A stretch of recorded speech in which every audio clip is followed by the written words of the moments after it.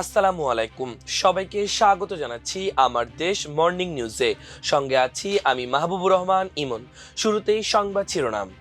ইরানগামী জাহাজে যুক্তরাষ্ট্রের hellfire missile হামলা। ঈদের ছুটি শেষে রাজধানীতে ফিরছে নগরবাসী। ভারতে 5 তলা ভবন ধস, শতাধিক শিক্ষার্থী আটকা পড়ার শঙ্কা। বাংলাদেশের 6 বীর সেনানী পাচ্ছেন জাতিসংঘের দাগ হেমারশোল্ড মেডেল। বিএনপি সরকারের কাছেই বাংলাদেশ নিরাপদ, শামা ওবায়েদ। শুনছিলেন সংবাদ শিরোনাম, এবার বিস্তারিত। ইরানের বন্দরের দিকে যাওয়ার চেষ্টা করা গাম্বিয়ার পতাকাবাহী একটি জাহাজকে অচল করে দেওয়ার তথ্য জানিয়েছে ইউএস সেন্ট্রাল কমান্ড সেন্টকম।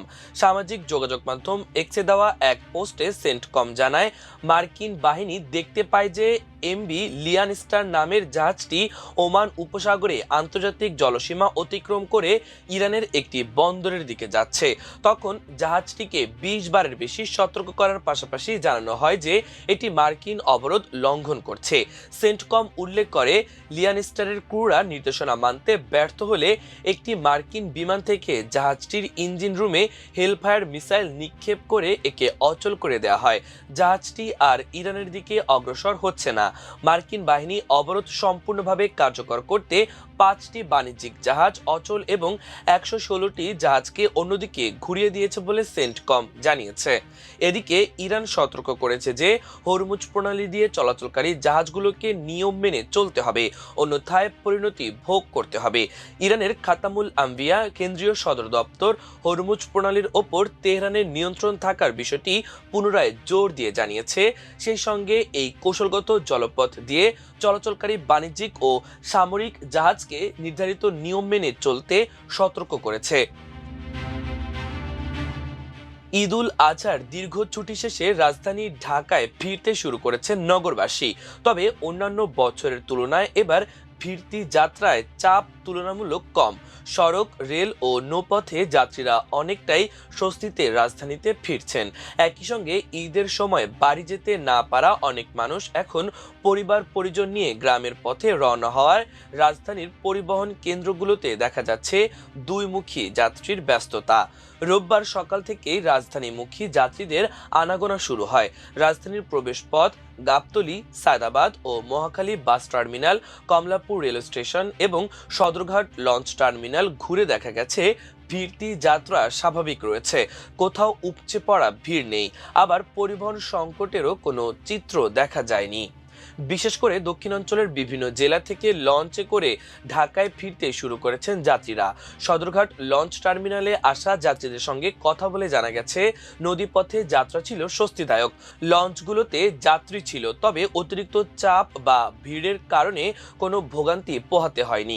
নির্ধারিত সময়ে বেশিরভাগ লঞ্চ ঢাকায় পৌঁছেছে। সকালে রাজধানীর বিভিন্ন বাস টার্মিনালে ময়মনসিংহ, শেরপুর, জামালপুর, কিশোরগঞ্জ, গাজীপুর সহ আশপাশের জেলা থেকে আসা বাসগুলোতে যাত্রীর চাপ স্বাভাবিক দেখা যায়। কাউন্টারগুলোতেও দীর্ঘ সারি ছিল না। যাত্রীরা সহজেই বাস থেকে নেমে গন্তব্যে যেতে পেরেছেন। যাত্রী চাপ কম থাকায় অতিরিক্ত ভাড়া আদায়ের অভিযোগও পাওয়া যায়নি। পরিবহন সংশ্লিষ্টরা বলছেন, দীর্ঘ ছুটি থাকায় মানুষ একদিনে না ফিরে ধাপে ধাপে রাজধানীতে ফিরছেন, ফলে ফিরতি যাত্রার চাপও ছড়িয়ে গেছে কয়েকদিনে। শেরপুর থেকে আসা একটি বাসের হেলপার রবিউল ইসলাম বলেন, এখনো ফিরতি চাপ পুরোপুরি শুরু হয়নি। বাসে যাত্রী থাকলেও আগের মতো হুড়োহুড়ি নেই, সবাই স্বাভাবিকভাবেই ফিরছেন। ভারতের রাজধানী নয়াদিল্লির দক্ষিণে একটি 5 তলা বাণিজ্যিক ভবন ধসে পড়েছে। শনিবার সন্ধ্যায় সাকেত মেট্রো স্টেশনের কাছে সাইদুলাজাব এলাকার ওয়েস্টার্ন মার্গে এই ভয়াবহ দুর্ঘটনা ঘটে। ভবন ধসের পর পুরো এলাকা মুহূর্তের মধ্যে ধ্বংসস্তূপে পরিণত হয়। লোহার রড, ভাঙা পিলার ও কংক্রিটের চাই চারদিকে ছড়িয়ে ছিটিয়ে পড়ে। এ ঘটনায় এখন পর্যন্ত 12 জনকে জীবিত উদ্ধার করা হয়েছে, যাদের মধ্যে 2 জনের অবস্থা আশঙ্কাজনক। এখনো ধ্বংসস্তূপের নিচে অনেকে আটকে থাকতে পারে বলে আশঙ্কা করা হচ্ছে। নিখোঁজদের উদ্ধারে দুর্যোগ মোকাবেলা বাহিনী সহ একাধিক সংস্থা যৌথ অভিযান চালাচ্ছে। স্থানীয় বাসিন্দা ও ফায়ার সার্ভিসের কর্মকর্তারা জানান, ধসে পড়া ভবনটিতে একটি মেডিকেল কোচিং ইনস্টিটিউট, কয়েকটি ক্যাফে ও কর্পোরেট অফিস ছিল। ভবনটি তৃতীয় তলার বেশ কিছুদিন ধরে নির্মাণ কাজ চলছিল। শনিবার স্থানীয় সময় সন্ধ্যা 7:45টার দিকে হঠাৎ পুরো ভবনটি ধসে পাশের একটি অস্থায়ী টিনের ছাউনি দেওয়া ক্যান্টিনের ওপর পড়ে। দুর্ঘটনার সময় ওই ক্যান্টিনে বহু শিক্ষার্থী রাতের খাবার খাচ্ছিলেন। স্থানীয় বাসিন্দা রবীন্দ্র সিং জানান, ভবনটি মাত্র 4-5 বছর আগে তৈরি করা হয়েছিল। এখানে কোচিং সেন্টার ও অফিস থাকায় সবসময় তরুণ তরুণীদের ভিড় থাকত। ঘটনার সময় ক্যান্টিনে অন্তত 30 থেকে 35 জন শিক্ষার্থী উপস্থিত ছিলেন। আশঙ্কা করা হচ্ছে ধসে পড়া ধ্বংসস্তূপের নিচে 100 থেকে 150 জন মানুষ আটকে থাকতে পারেন, যাদের বড় একটি অংশই মেডিকেল ভর্তিচ্ছুক শিক্ষার্থী। বিশ্ব শান্তি রক্ষায় নিজেদের জীবন উৎসর্গকারী বাংলাদেশের 6 জন বীর সেনানীকে মরণোত্তর দাগ হ্যামারশোল্ড মেডেল প্রদান করেছে জাতিসংঘ। চলতি বছরের 5 জুন জাতিসংঘ সদর দপ্তরে আন্তর্জাতিক জাতিসংঘ শান্তিরক্ষী দিবস উদযাপনের অংশ হিসেবে একটি বিশেষ অনুষ্ঠানের আয়োজন করা হয়েছে। সেখানে জাতিসংঘের মহাসচিব আন্তোনিও গুতেরেস নিজ হাতে এই সম্মাননা পদক তুলে দেবেন।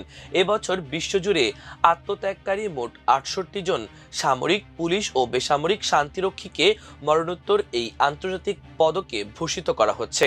সম্মাননা পেতে যাওয়া এই শান্তিরক্ষীদের মধ্যে 59 জনই গত বছর কর্তব্যরত অবস্থায় প্রাণ হারিয়েছেন, যার মধ্যে বাংলাদেশের এই 6 জন কৃতি সন্তান রয়েছেন। মরণোত্তর দাগ হ্যামারশোল্ড মেডেল পেতে যাওয়া বাংলাদেশের সেই 6 জন বীর শান্তিরক্ষী হলেন প্রাইভেট মোহাম্মদ জাহাঙ্গীর আলম, প্রাইভেট মোহাম্মদ সবুজ মিয়া, কর্পোরাল মোহাম্মদ মাসুদ রানা, প্রাইভেট মোহাম্মদ মমিনুল ইসলাম, প্রাইভেট শামীম রেজা এবং প্রাইভেট শান্ত মণ্ডল।